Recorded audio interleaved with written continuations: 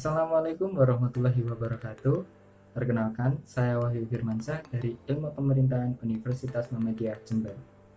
Pada video ini, saya akan mempresentasikan hasil resume saya tentang Islam Nusantara. Seperti apa videonya? Mari kita lihat. Ada dua versi terkait pengertian tentang Islam Nusantara. Yang pertama yaitu Islam Nusantara artinya Islam di Nusantara. Hal ini menjelaskan tentang bagaimana perkembangan Islam di Nusantara dari awal masuk hingga zaman sekarang. Dan yang kedua yaitu menjelaskan tentang corak Islam di Nusantara, yang berarti ini merupakan perkembangan corak-corak Islam dari zaman dahulu hingga zaman sekarang. Perlu kita ketahui, Nusantara adalah nama lain dari bangsa Indonesia. Sebelum negara ini bernama Indonesia, dulu negara ini dikenal dengan kata Nusantara. Sehingga Islam Nusantara bukanlah pengertian baru, melainkan Islam Nusantara adalah Islam yang ada di negara Indonesia. Ada 4 teori besar maksudnya Islam di Nusantara.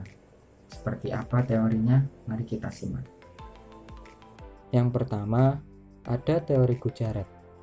Teori ini menjelaskan bahwa Islam masuk ke Indonesia melalui pedagang Islam dari India. Hal ini terjadi pada abad ke-13. Masuknya Islam yang dianggap dibawa oleh pedagang Gujarat karena pada saat itu cara beragama penduduk Nusantara dan penduduk Gujarat hampir sama, yang menggunakan mazhab Syafi'i. Selain kesamaan mazhab, tokoh yang meyakini teori ini menjelaskan bahwa batu nisan di Nusantara sama persis dengan batu nisan di Gujarat. Oleh karena itu, banyak tokoh yang meyakini bahwa Islam masuk dibawa oleh pedagang Islam dari India atau dari Gujarat. Yang kedua, teori Persia. Banyak juga tokoh Islam yang mendukung teori Persia yang menjelaskan bahwa Islam datang ke Indonesia melalui pedagang Muslim dari Iran atau Persia. Kejadian ini terjadi pada akhir abad ke-13. Teori ini diperkuat dengan tradisi malam Syuro pada tanggal 10 Muharram yang sama dengan hari rayanya orang Syiah, dan kebetulan masyarakat Islam Persia pada skala itu mayoritasnya adalah masyarakat Syiah. Yang ketiga yaitu teori Mekkah.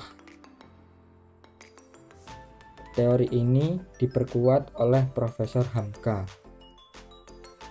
Ada juga konferensi internasional tentang sejarah masuknya agama Islam di Indonesia yang dilakukan di Aceh pada tahun 1967, yang pada saat itu disepakati bahwa masuknya Islam dibawa langsung dari Mekkah. Yang terakhir adalah teori Cina.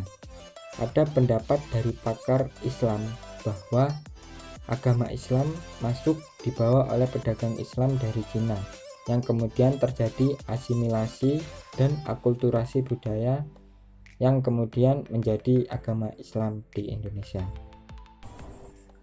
Corak Islam di Nusantara sangatlah beragam. Dengan diakulturasi atau dikawinkan dengan budaya atau tradisi di daerah-daerah masing-masing, sehingga membuat keunikan tersendiri akan corak Islam di Nusantara ini. Dari sekian banyak corak-corak Islam, menampakkan dua corak yang sangat besar.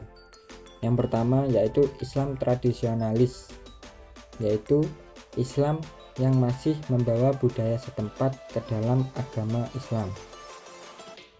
Jadi ada akulturasi agama Islam dan budaya-budaya di setiap daerah dalam menjalankan ibadah-ibadahnya. Hal ini sering diperankan oleh organisasi besar yaitu Nahdlatul Ulama.